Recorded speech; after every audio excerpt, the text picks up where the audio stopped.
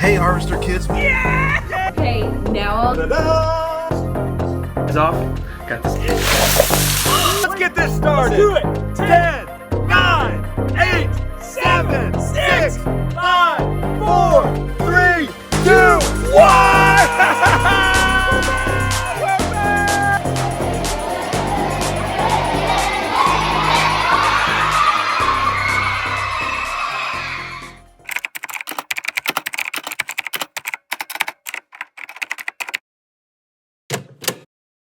Welcome to Story Lab. This week, we're going to be talking about trust, while also taking a look at the story of a guy who had a far-reaching dream.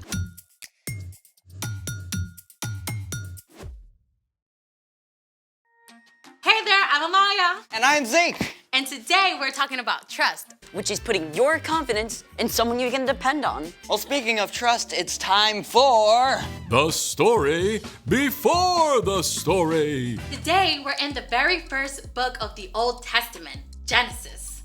God's amazing world was broken by sin. But God chose Abraham and his wife Sarah and promised to bless the whole world through their family.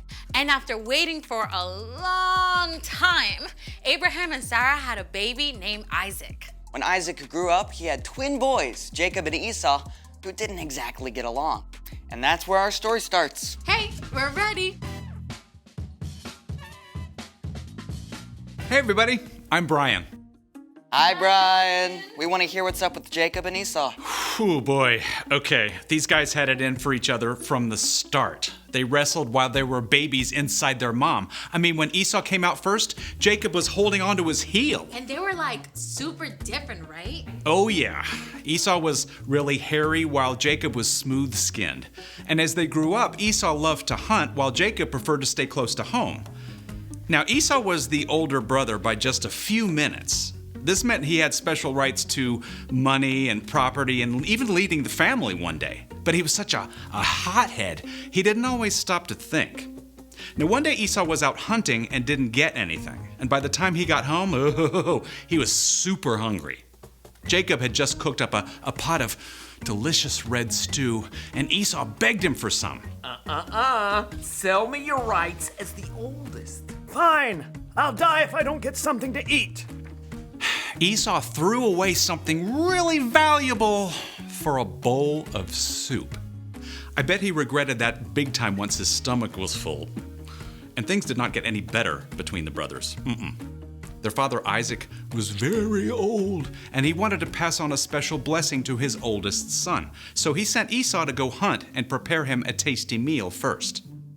Now, this is where things get squirrely because Isaac's wife, Rebecca, overheard. And while parents are not supposed to have a favorite kid, Jacob was definitely Rebecca's fave. Rebecca came up with a crazy plan. Your father sent Esau to hunt wild game and prepare a meal so your father can bless him. Hunting will take Esau all day, so I want you to choose 2 goats from the flock. I'll cook them up, and you can pretend to be Esau and take the blessing. Your father's eyesight is so bad, he won't know. But what if he touches me? My skin isn't hairy like Esau's. We'll cover your arms and hands with goat skin. Cool. Pretty wild, right? But Jacob did just what Rebecca told him. And sure enough, Isaac gave his blessing to Jacob. At last, Esau showed up. If you're Esau who just brought me a meal, I gave him my blessing. It wasn't me. Then your brother tricked me. First he took my rights as the oldest, now he's taken my blessing? Dad's gonna be gone soon. Then I'll be in charge, and I'll get rid of Jacob. Jacob had won birthrights and a blessing all by being sneaky. But he had made an enemy of his older brother. Rebecca wanted to keep her favorite son safe. Esau is going to try to get rid of you, so I want you to run away to my brother Laban in Haran. But I don't know him. I've never been away from home. Just do it. Stay with him until Esau cools down. Okay. Okay, imagine you're Jacob. You got what you wanted, but it's backfired. You've got to leave home and everything you know. It's a pretty scary place to be. Jacob set off through the wilderness with nothing but his own thoughts. What's gonna happen to me? By nighttime, Jacob arrived at... The middle of nowhere? With no place to stay, Jacob curled up on the hard ground with nothing but a stone for a pillow. Ah, neck crick. But as Jacob slept, the most incredible thing happened. He saw a vision from God. In the vision, a broad stairway reached from the earth all the way up into heaven. Shining angels climbed up and down in a parade that dazzled Jacob's eyes. And most amazing of all, the Lord stood beside the staircase. Now, if you are Jacob, you may not be sure what God thinks of you. I mean, God has promised to bless the whole world through your family, but you've done some pretty sneaky things along the way.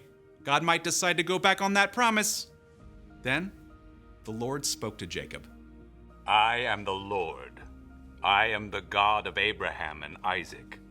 I will give you and your children the land you are lying on. They will be like the dust of the earth that can't be counted. All nations on earth will be blessed because of you. I am with you. I will watch over you everywhere you go. I will not leave you until I have done what I have promised. The light faded, the vision disappeared, and Jacob woke up. The Lord is surely in this place. Early the next morning, Jacob took the stone he had used as a pillow and set it up as an altar for God. May God be with me and do as he has promised. Then you, Lord, will be my God. Then Jacob continued on his journey to Haran, and that's the end. For now. Okay, so Jacob was kind of messed up. Yeah, but even though Jacob made a lot of not so great choices, God was still with him. God still had a plan to bless the whole world, and Jacob was part of that, even though he was not perfect. Many hundreds of years later, Jesus was born into Jacob's family line. It's a story that we're still part of. So, what is our part in that story? Well, you can trust that God has a plan, even when it's hard to see the path ahead. So, maybe you and your best friend had a fight. You can still trust that God loves both of you and that he is there with both of you as well. You just need some time to cool down. Or maybe you're struggling at home or school or really anywhere and you just don't know what to do. You can trust that God knows. God is in control. Yep. We don't always get to know the details of God's plans, but we do know God promises to make everything right in the end. Even if we mess up along the way. I think you've got it. I'm off. So here's the thing. You can trust that God has a plan no matter what's going on.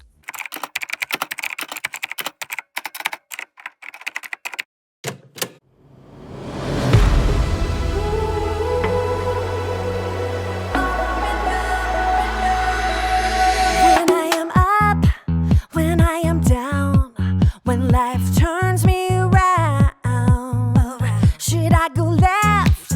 Should I go right? Should I be walking in circles in my mind? But I know God will make my path straight. I know I'm gonna shout and praise.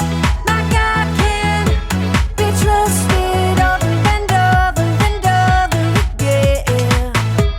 My God can be trusted over and over and over again. Over and over and over again.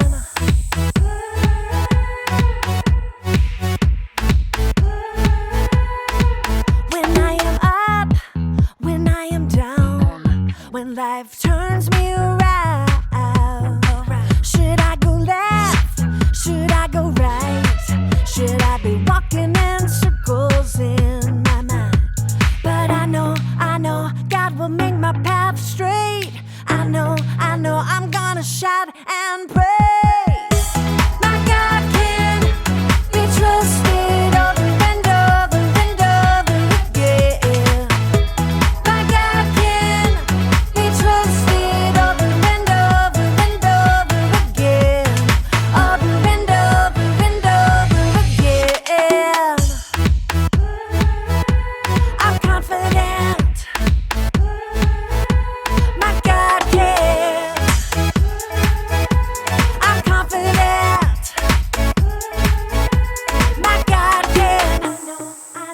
God will make my path straight. I know.